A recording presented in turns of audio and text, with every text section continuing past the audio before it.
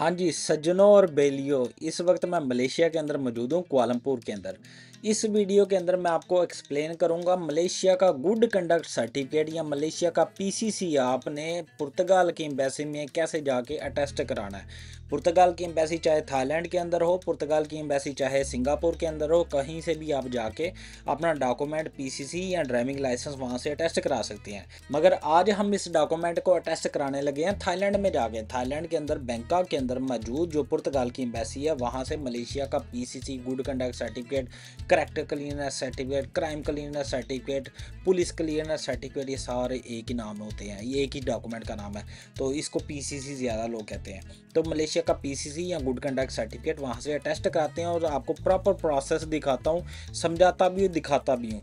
तो इसके लिए सबसे पहले हम अप्लाई करेंगे मलेशिया से गुड कंडक्ट सर्टिफिकेट। इसके अप्रूवल के बाद जैसे ही अप्रूवल हो जाता है, इसको डाउनलोड किया जाएगा, क्योंकि पहले ये ऑफलाइन मिलता था, अब ये ऑनलाइन मिलता है।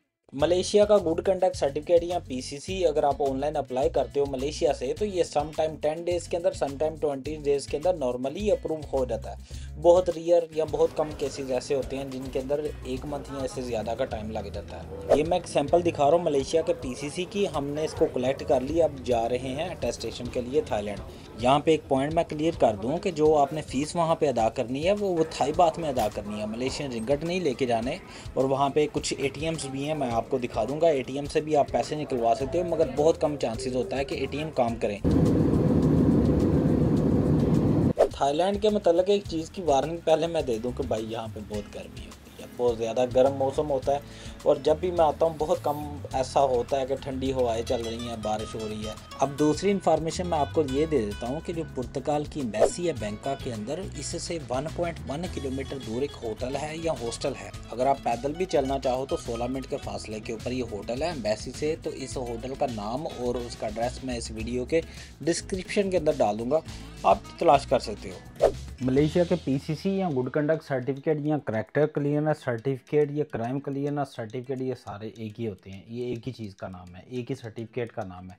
या पुलिस क्लियरनेस सर्टिफिकेट या पुलिस रिपोर्ट, ये जो कहा जाता है। वैसे पुलिस रिपोर्ट तो दूसरी होती है, मगर हम देसी लोग अपनी ज़ुबान में कहते हैं। तो ये सारे डॉक्यूमेंट्स जो है ना, एक ही डॉक्यूमेंट्स का नाम है। तो मलेशिया का पीसीसी मैं ऐसे बोल देता हूँ या गुड कंडक्ट सर्टिफिकेट बोल देता हूँ। अच्छा, मलेशिया का जो पीसीसी है वो आपने अगर अटेस्ट कराना है, अगर आप पुर्तगाल में रहते हो तो आपको पुर्तगाल की एम्बेसी से अटेस्ट कराना पड़ेगा।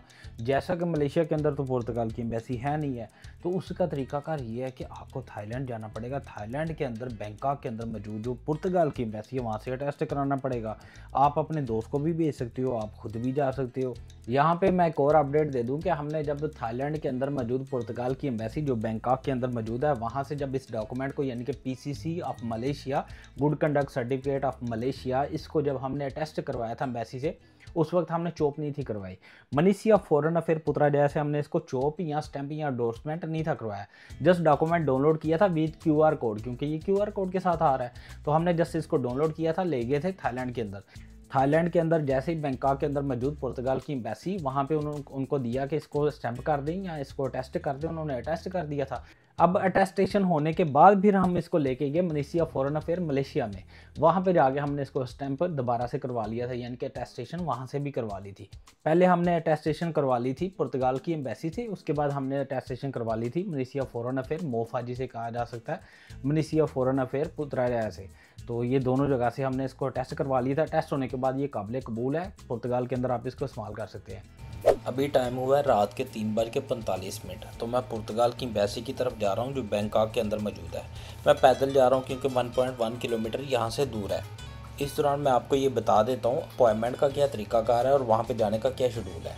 पहली बात ये है कि अगर आपको अपॉइंटमेंट चाहिए तो आप उनको मेल करो, ऑनलाइन मेल करो और उनसे टाइम मांगो कि मैंने ये डॉक्यूमेंट अटेस्ट कराना है। उनको डॉक्यूमेंट भी मेल के अंदर भेजो कि मैंने ये डॉक्यूमेंट अटेस्ट कराना है, आप मुझे टाइम दे दें या अपॉइंटमेंट दे दें।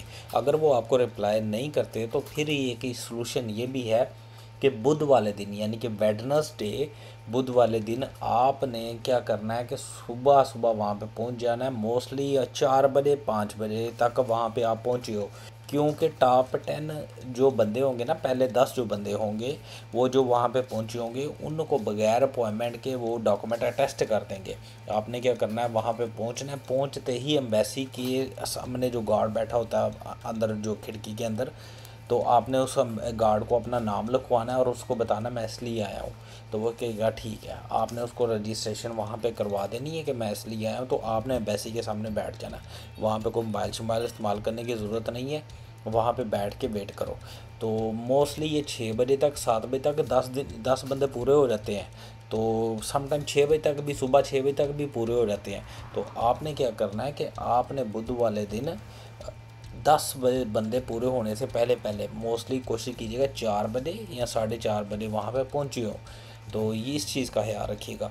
तो आपने चाहे गुड कंडक्ट सर्टिफिकेट टेस्ट कराना है, कोई चाहे ड्राइविंग लाइसेंस टेस्ट कराना है, कोई भी डॉक्यूमेंट टेस्ट कराना है, आप वहाँ पे पहुँचे हो।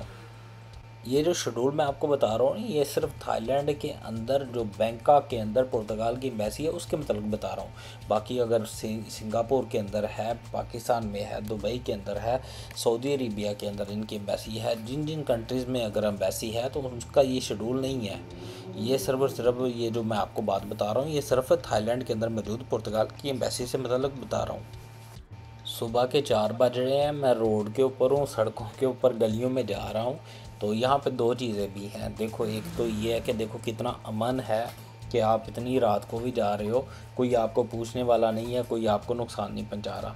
दूसरी बात ये है कि फिर भी एक डर तो होता है ना दिल के अंदर कि यार पता नहीं कि ये सेफ़ जगह भी है कि नहीं, क्योंकि रात को इस टाइम पे मैं जा रहा हूँ। मगर ये सारी इन्फॉर्मेशन मैं आपके लिए कलेक्ट कर रहा हूँ। इसका मकसद हरगिज़ ये भी नहीं है कि मुझे को व्यूज़ मिलने हैं, इससे बड़ा कोई बेनिफिट होना है। उसमें ये है कि चलो यार आप तक इन्फॉर्मेशन मिले। वो लोग जो नहीं कर पाते, वो लोग जो जिनके लिए मुश्किल है, जिनको पता नहीं है, चलो उनका कोई फ़ायदा हो जाएगा।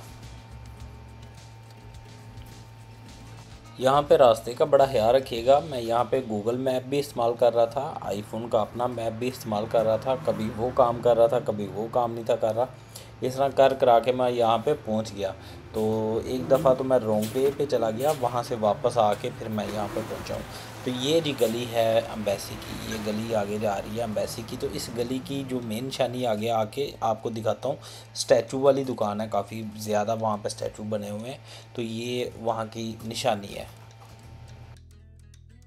वो है ये एम्बेसी पुर्तगाल के सामने।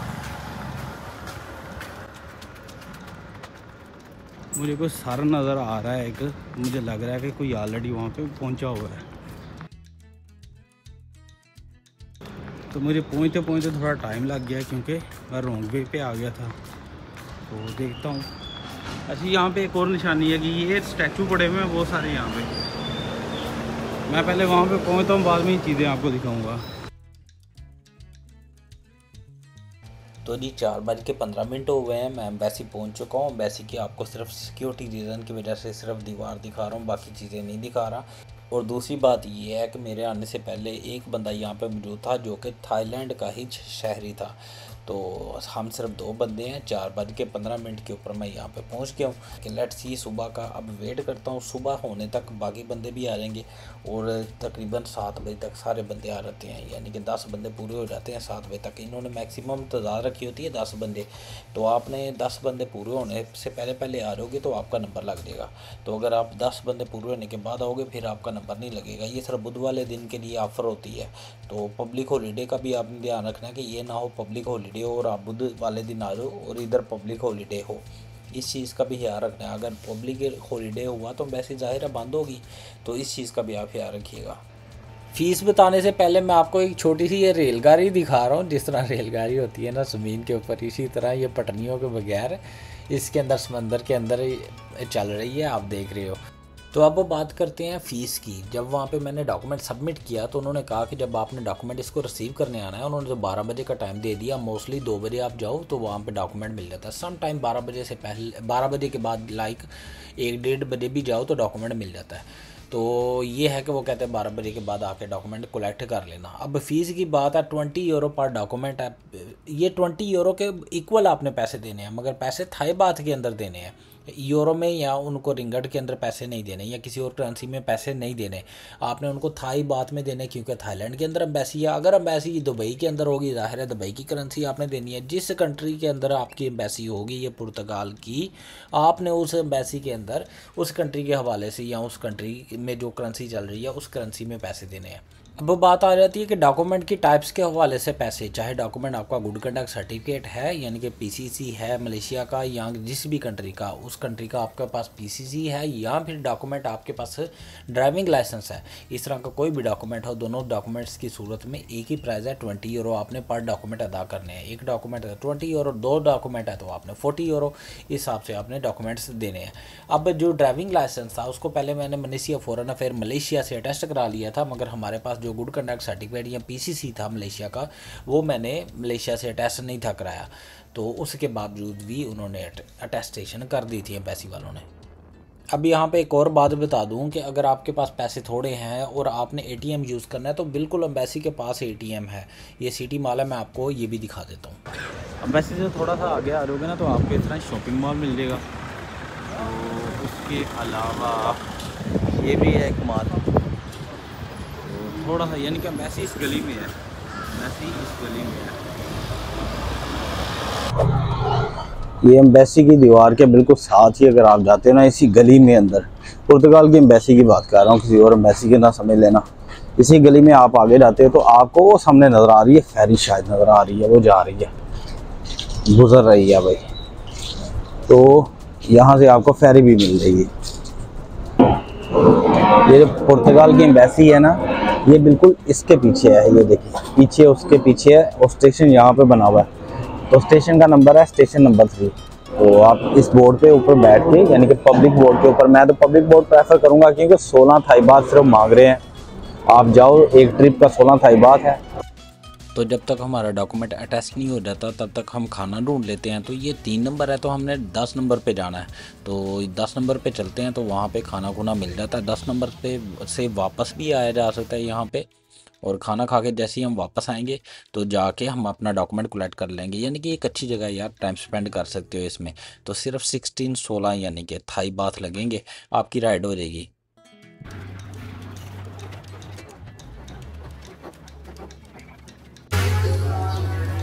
तो ये फिश है, सैलड है, और साथ उन्होंने वो मिर्च मसाले वगैरह की चटनियाँ रखी हुई हैं। तो 2 बजे आके हमने इस डॉक्यूमेंट को कलेक्ट कर लिया था एम्बेसी से, पेमेंट हमने थाई बात में कर दी थी।